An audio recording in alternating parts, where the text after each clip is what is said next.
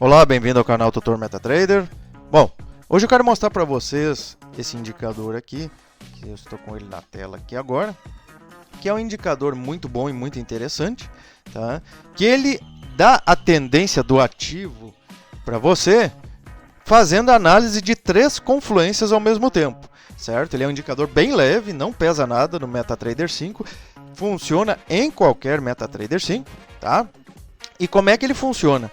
Como eu comentei, ele faz a confluência de 3 análises para dar a tendência do ativo para você. Ele vai dar a tendência do ativo como alta, baixa ou indefinida, tá? Sendo alta, alta, né, subindo, baixa, descendo e indefinida quando está lateralizado, tá?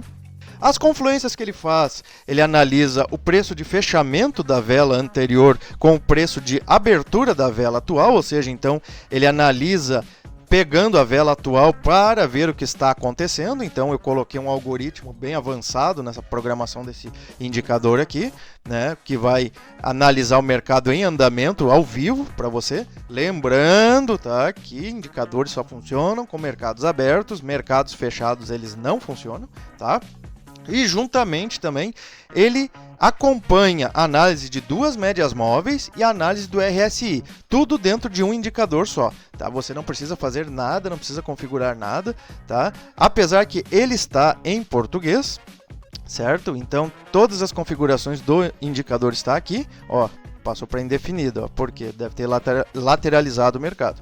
Então aqui estão todas as configurações, tá, para você mexer. Recomendo não mexer, tá, que está bem configurado aqui, mas se você quiser mexer, certo? Ó, aqui está a primeira média móvel, né, que é uma média móvel de 9 períodos, a segunda 21, período do RSI 14, que é o padrão, e sobrevendido e sobrecomprado de 30 e 70, que são os padrões também. E aqui as distâncias das velas, né, análise das velas para ele analisar os preços. Certo? Então, eu recomendo você não mexer aqui nessa configuração, deixa assim, a não ser que você queira, tá? Mas não precisa. Então, quando ele vai dar o sinal para você aqui? Quando ele confluenciar esses 3 aspectos.